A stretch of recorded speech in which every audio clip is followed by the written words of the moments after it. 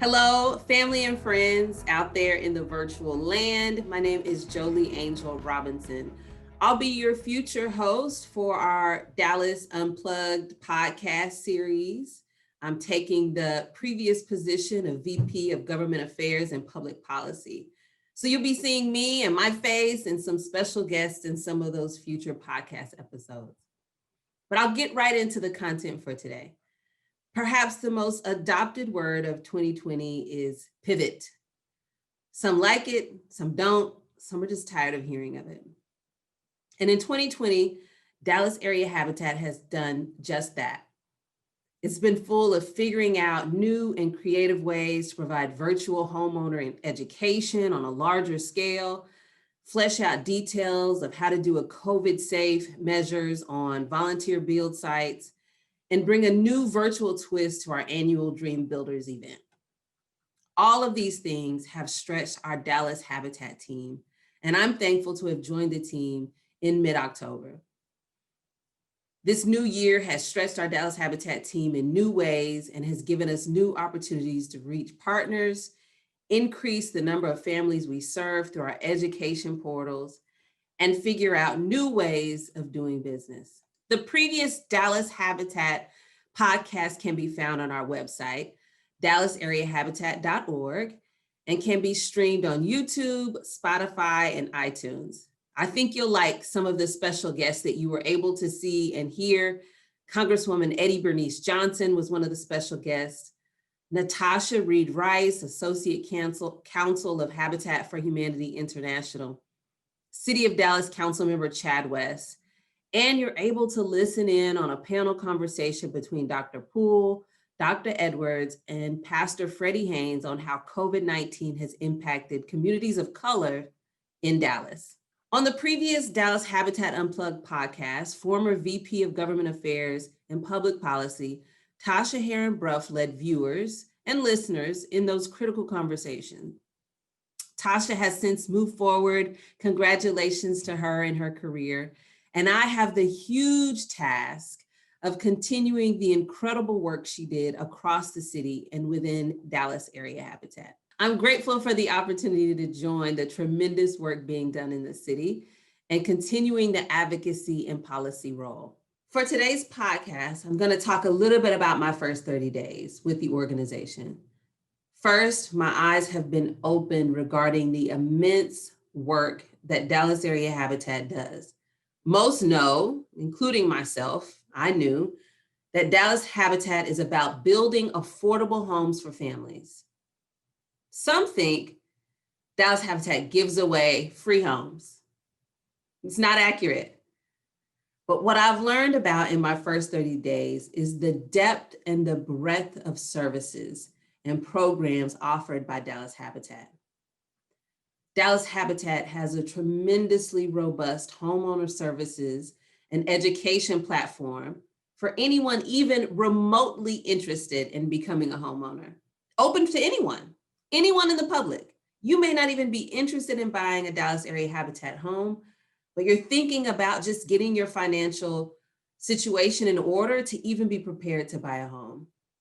Previously, some of these classes would have been offered in person, but similar to everyone else, and that pivot word again, in the age of COVID, the Homeowner Services team has embraced it.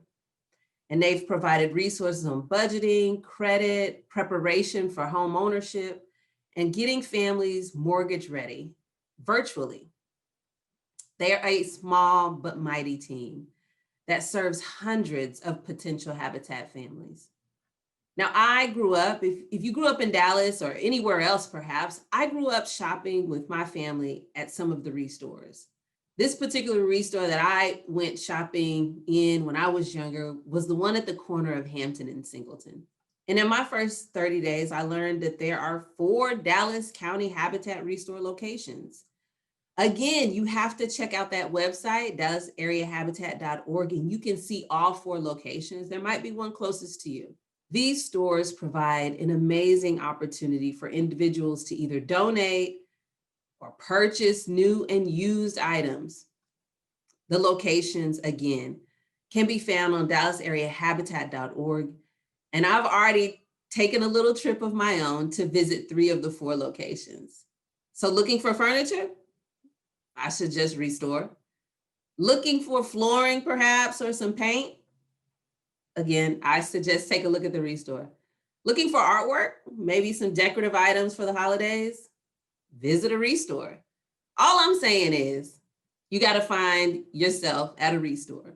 Then there's the development team, volunteer services team, mortgage and finance team, construction side of the house. And I'm sure I have unintentionally left out some amazing teams and individuals that make Dallas Area Habitat a phenomenal organization that's serving folks across the city. I joined Dallas Area Habitat after 7.5 years with the Dallas Police Department. I managed a team of about 20 plus folks, and we were really focused on building proactive relationships with the communities that we serve across the city of Dallas. I was a military brat. I moved to Dallas in the 6th grade and had the opportunity to learn and grow and now serve and continue to serve in a city that I really love. So why affordable housing? What is affordable housing? Over the next few podcasts, I'll specifically be talking about affordable housing, discussing concepts and ideas, not just locally, but from across the country. I'll be sharing details about our city's response and our organization's response to affordable housing, and I'll be looping in some other affordable housing experts. The amazing thing about the city of Dallas is there are so many folks advocating for, supporting, and providing affordable housing. And so we'll be bringing some of those folks in so you can have a listen. The item I want to leave us all with today is diving into the term affordable housing. What is it and what is it not? I must say, the conversation about affordable housing is one that I've been a part of for many years now, even prior to joining Habitat. And I could not continue to stress enough to folks far and wide that affordable housing is not necessarily a conversation about housing for those experiencing homelessness or the chronically unhoused. The affordable housing conversation is not simply about Section 8 vouchers or moving people from low opportunity areas in the city to high opportunity areas in the city. And in the future podcasts, we'll break down what those terms truly mean. Affordable housing, whether you call it workforce housing or equitable access to housing, all of those terms are out there. Affordable housing is about providing housing, neighborhoods, and development that's created to serve all people across income ranges. The conversation around mixed income development has elements of affordable housing. Affordable housing is about looking to supply housing and meet the growing demand of folks in our city that need affordable housing, such as teachers, city employees, including our librarians and police officers and firefighters, working families, even recent college graduates. And don't all of those folks, including you and I, deserve a chance to live in the city of Dallas in housing and neighborhoods that are safe, with quality schools, and have equitable access to all that Dallas has to offer.